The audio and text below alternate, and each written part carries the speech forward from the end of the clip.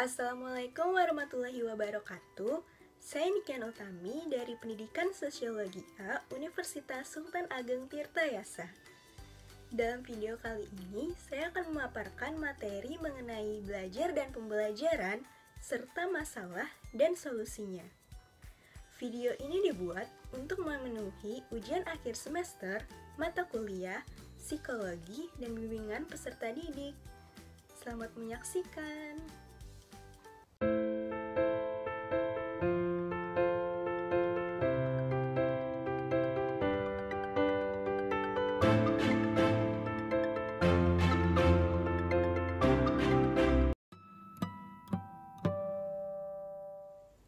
Kalian tahu nggak sih, belajar dan pembelajaran itu apa? Belajar merupakan kegiatan individu untuk memperoleh pengetahuan, perilaku, dan keterampilan dengan cara mengolah bahan belajar. Tujuan belajar ini ada 3. Yang pertama, mendapatkan pengetahuan. Yang kedua, pembentukan sikap. Dan yang ketiga, menambah keterampilan. Selanjutnya adalah pembelajaran. Menurut Undang-Undang Nomor 20 Tahun 2003 tentang Sisdiknas adalah proses interaksi peserta didik dengan pendidik dan sumber belajar pada suatu lingkungan belajar. Ada 7 komponen dalam pembelajaran. Yang pertama, tujuan. Yang kedua, bahan pelajaran. Yang ketiga, kegiatan pembelajaran. Yang keempat, metode. Yang kelima, alat. Yang keenam, sumber pelajaran. Dan yang ketujuh adalah evaluasi.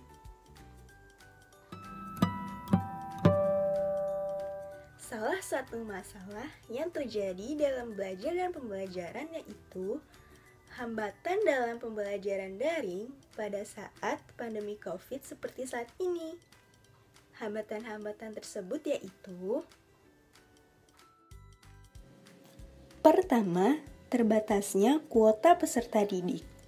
Dalam proses pembelajaran daring, tentunya sangat diperlukan kuota untuk mengakses internet saat hendak kuliah online, seperti mengakses pada Google Meet, Zoom, maupun video conference lainnya. Yang kedua, terkendala sinyal.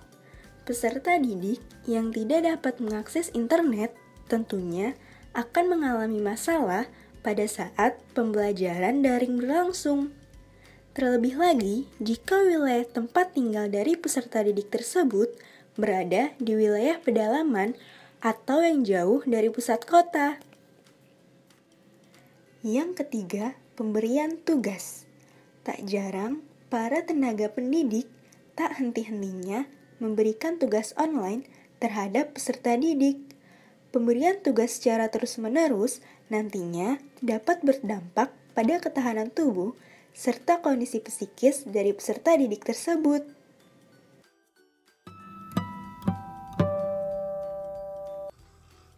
Dari ketiga hambatan tersebut harus diantisipasi oleh peserta didik itu sendiri maupun dari instansi.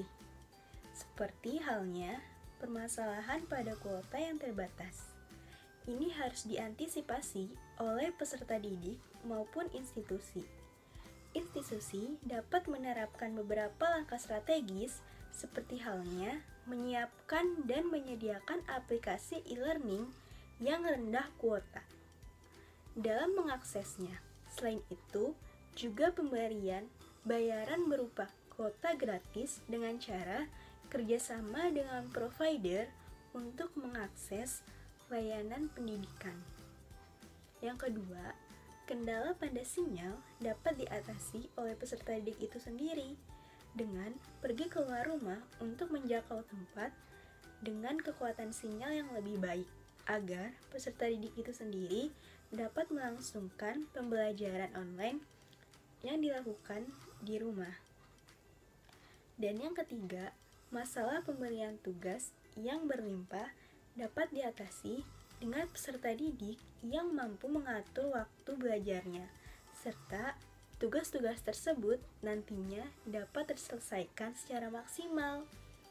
Hal ini juga dapat dilakukan oleh tenaga didik tersebut dengan memberikan tugas sesekali saja, melainkan hal lain dapat diberlangsungkan dengan penambahan materi secara mendetail agar peserta didik dapat menguasai dan memahami materi tersebut pada saat ujian akhir semester berlangsung. Sekian pembahasan materi mengenai belajar dan pembelajaran serta masalah dan solusi dari saya. Terima kasih sudah menonton, semoga bermanfaat.